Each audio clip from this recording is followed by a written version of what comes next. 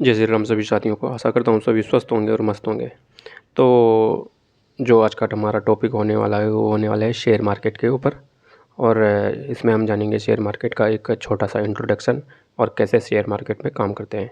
आइए ले चलते हैं आपको अपने लैपटॉप की स्क्रीन के ऊपर। तो जैसे ही साथियों आप मेरे सामने मेरे लैपटॉप की स्क्रीन देख पा रहे होंगे, मैं वन बाय वन आपको बताने की कोशिश करूँगा क्या होता है शेयर मार्केट और कैसे काम करता है। ठीक है, तो जैसे आपको एक छोटा सा इंट्रोडक्शन देता हूँ शेयर मार्केट का कि शेयर मार्केट है क्या। शेयर मार्केट जिसे स्टॉक मार्केट भी कहा जाता है, एक ऐसा बाज़ार जहाँ कंपनियाँ अपने शेयर मालिकाना हक बेचती है और निवेशक इन्हें खरीदते हैं। यह एक वित्तीय मंच है जहाँ अपनी पूंजी को शेयरों में निवेश करके कंपनी मालिक बन सकते हैं और लाभ या हानि का हिस्सा प्राप्त कर सकते हैं। तो जैसे कि यहाँ पे बताया जा रहा है कि शेयर मार्केट एक स्टॉक मार्केट भी कहते हैं इसे। ठीक है, और यहाँ पे क्या होता है कि हम कोई कंपनी का शेयर खरीद लेते हैं और उसमें हम एक मतलब अपने परसेंटेज के हिसाब से मालिकाना हक ले लेते हैं उस कंपनी में। ठीक है, यह एक वित्तीय मंच है। ठीक है, यहाँ पे हमारे जो रुपए होते हैं उसमें लेन देन किया जाता है और जैसे ही कंपनी को प्रॉफिट या लॉस होता है उसके हिस्सेदार हम भी होते हैं। जैसे किसी मालिक को प्रॉफिट या कंपनी के मतलब परफॉर्मेंस पे प्रॉफिट या लॉस होता है तो वैसे ही सेम हमें भी हो जाता है। तो अब शेयर मार्केट का कॉन्सेप्ट और महत्व के बारे में बात करते हैं। तो शेयर मार्केट एक ऐसा प्लेटफॉर्म है जहां कंपनियां अपने शेयर को जनता के सामने पेश करती है, जिसे जिसे आईपीओ प्रारंभिक सार्वजनिक प्रस्ताव के रूप में जाना जाता है। यह निवेशक और शेयरों की खरीदार कर कंपनी के मालिक बन जाते हैं। तो यहाँ पे क्या कहा जा रहा है, जैसे मैं पहले ही ऊपर बता चुका हूँ कि शेयर मार्केट मतलब किसी कंपनी के शेयर खरीदते हैं। ठीक है, लेकिन जब वो फर्स्ट टाइम कोई कंपनी अपना शेयर निकालती है तो आईपीओ में आता है। ठीक है, अभी आईपीओ के बारे में हम नीचे थोड़ा सा डीपली समझेंगे आईपीओ के बारे में। इसका महत्व क्या होता है, शेयर मार्केट अर्थव्यवस्था का एक महत्वपूर्ण हिस्सा है। यह कंपनी की पूंजी जुटाने का मौका देता है और निवेशकों को धन बढ़ाने का अवसर प्रदान करता है। कंपनी इस माध्यम से विकास और विस्तार लिए धन जुटाती है, जबकि निवेशक अपने पैसे को बढ़ाने का प्रयास किया जाता है। तो यहाँ पे क्या होता है, देखो जब भी आईपीओ निकलता है तो उसमें क्या होता है कि जो कंपनी के मालिक रहते हैं, ठीक है, उन्हें तो एक कंपनी को आगे बढ़ाने के लिए पैसे मिल जाते हैं। और जो निवेशक लोग रहते हैं उन्हें क्या होता है कि जब वो निवेश करते हैं तो उन्हें अपने पैसे का कुछ प्रॉफिट वगैरह मिल जाता है वहाँ पे। तो इस तरह से ये एक टर्म और कंडीशन चलती है। तो इसका बेसिक टर्म और कंडीशन समझने की कोशिश करेंगे हम यहाँ पे। ठीक है, जैसे कि आप देख पा रहे हैं बेसिक टर्म एंड डेफिनेशन।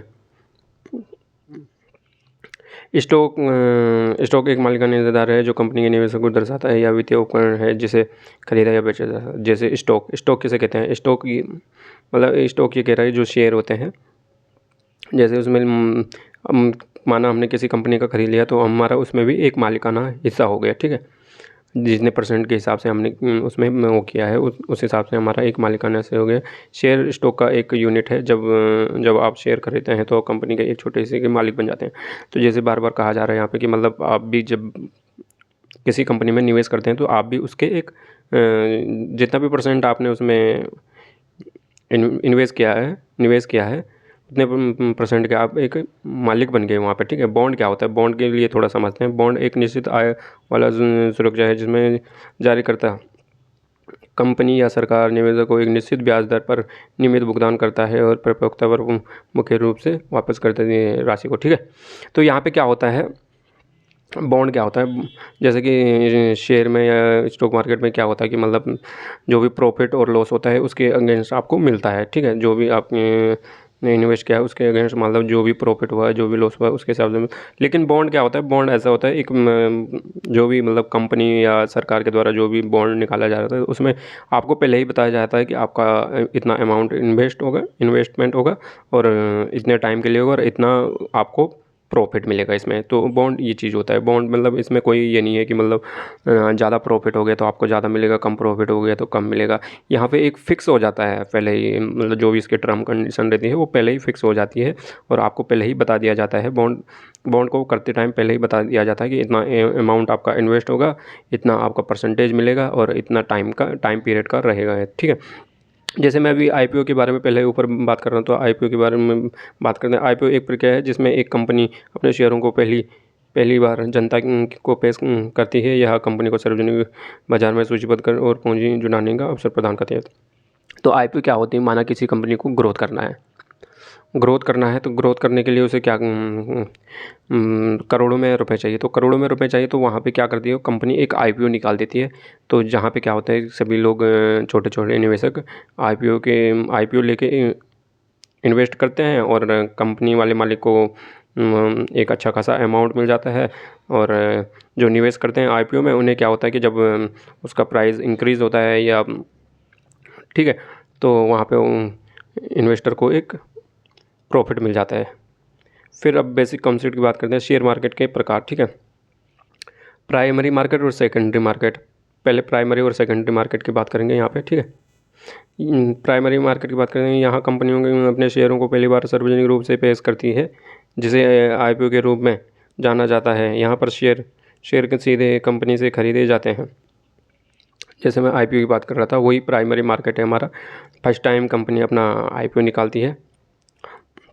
निकालती है तो उसमें सीधे हम क्या करते हैं, डायरेक्ट जो भी इन्वेस्टर रहता है वो डायरेक्ट सीधे आईपीओ में इन्वेस्ट कर देता है। ठीक है, लेकिन सेकेंडरी मार्केट क्या होता है? सेकेंडरी मार्केट थोड़ा प्राइमरी मार्केट से डिफरेंट रहता है। यहाँ पहले से जारी किए गए शेयरों की खरीद फरोख्त होती है ट्रेडिंग सार्वजनिक एक्सचेंज जैसे एनएसए और बीएसए पर होती है। सेकेंडरी मार्केट में क्या होता है कि डायरेक्ट हम सीधे कंपनी से हम ना खरीद के, हमें जो एक्सचेंज पे लिस्टेड कंपनी होती है उस पे जाके, जो भी लिस्टेड कंपनी में अपना जैसे एनएसए वीएसए उनमें लिस्टेड शेयर होंगे, कंपनी होंगी, उन्हीं को हम यहाँ पे बाय कर सकते हैं। ठीक है, बाय या सेल कर सकते हैं। अब शेयर मार्केट में ट्रेडिंग कैसे होती है, थोड़ा इसके बारे में जानें। ट्रेडिंग की प्रक्रिया है जहाँ खरीदा विक्रेता अपने शेयरों की खरीद और बिक्री करते हैं। यहाँ ट्रेडिंग ऑनलाइन प्लेटफॉर्म या स्टॉक एक्सचेंज के माध्यम से होती है। निवेशक अपने ट्रेडिंग के माध्यम से आदेश देता है जो स्टॉक एक्सचेंज के निष्पादित होता है। तो यहाँ पे ट्रेडिंग के लिए बताया जा रहा है कि खरीदार खरीदता है, विक्रेता उसे बेचता है। ठीक है, इसमें जो भी आपको प्रॉफिट और लॉस होता है उसके हिसाब से आपको दिया जाता है। और दूसरे यहाँ पे एक्सचेंज के ये काम जो होता है एक्सचेंज के थ्रू होता है, ऑनलाइन प्लेटफॉर्म के माध्यम से होते हैं। आदेश के प्रकार। ठीक है, मार्केट ऑर्डर।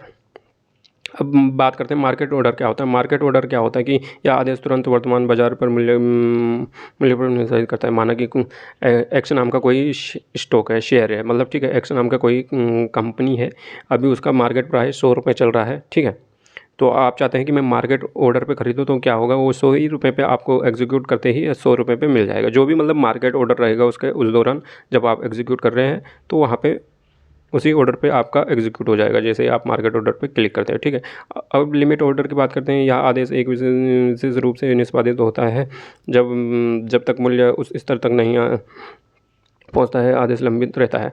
अब माना कि अभी मैंने कहा कि मार्केट का प्राइस या मार्केट ऑर्डर की बात कर रहा था, तो जो भी मार्केट का प्राइस या मार्केट ऑर्डर जहाँ पे रहता है मार्केट, वहीं पे खरीदा जाए। अभी लिमिट ऑर्डर पे क्या होता है कि माना अभी मार्केट 100 रुपये पे चल रहा है। ठीक है, आप कहते हो कि नहीं, अभी मार्केट फिर से 80 आएगा, फिर 80 से बाउंस करेगा 100 या 110, तो आप क्या कर रहे हैं, एक 80 रुपये का इंतज़ार कर रहे हैं। तो यहाँ पे 80 रुपये का आपने इंतज़ार किया, तो ये लिमिट ऑर्डर हो जाएगा। आप चाहते हो कि मैं 80 रुपये पे खरीदूँ, तो वहाँ पे ये लिमिट ऑर्डर हो जाएगा, आप वहाँ पे खरीद पाएंगे उसे लिमिट ऑर्डर पे। अब स्टॉप लॉस की बात करें तो ठीक है, स्टॉप लॉस की बात करते हैं। यहाँ पे स्टॉप लॉस क्या होता है? यह आदेश एक निश्चित मूल्य स्तर पर पहुंचने और स्वचालित निष्पादित होता है जो हानियों को सीमित करने में मदद करता है। क्या होता है कि हम किसी शेयर को खरीदते हैं, तो यहाँ पे मतलब ऐसा कोई ज्ञानी तो है नहीं कि जो मार्केट को ये बता सके कि कितना ऊपर, एक मतलब अनुमान ही लगाया जाता है कि ऊपर जाएगा नीचे जाएगा। लेकिन कभी कभी क्या होता है कि बहुत ज़्यादा न्यूज़ वगैरह या कोई वार वगैरह हो जाता है नेशनल लेवल पे या इंटरनेशनल लेवल पे, तो इन सभी चीज़ों का इफ़ेक्ट अपने स्टॉक मार्केट पे बहुत तेज़ी से पड़ता है। तो उसी को मतलब जो हमारा ऑर्डर है उसी को बचाने के लिए एक स्टॉप लॉस होता है। माना कि मैं कह रहा हूँ कि मैंने 100 रुपये पे बाई किया है। ठीक है, 100 रुपये में बाय किया है, मैं 110 या 120 पे निकल जाऊँगा। बट ये क्या हो रहा है कि कुछ गलत न्यूज़ आ गई या कुछ गलत इफ़ेक्ट हो गया या कुछ कुछ भी हो गया, ठीक है, टैक्स वगैरह की न्यूज़ आ गई, तो इस चीज़ का इफ़ेक्ट यहाँ पे पड़ता है। तो मैंने सोचा चलो ऊपर का तो मैंने सोच लिया कि मतलब 110 पे लूँगा, लेकिन नीचे का भी कुछ पता नहीं है। मैंने 100 पे लिया, ये कब 50 जाए, कभी 40 जाए या कभी 80 हो जाए, कुछ पता ही नहीं। तो यहाँ पे मेरे को एक स्टॉप लॉस सेट करना पड़ेगा अपना, कि मेरे को यहाँ पे 10 रुपये का लॉस हो गया, जैसे मैंने 100 पे लिया, 90 पे जाएगा तो मैं एग्ज़िट हो जाऊँगा इससे।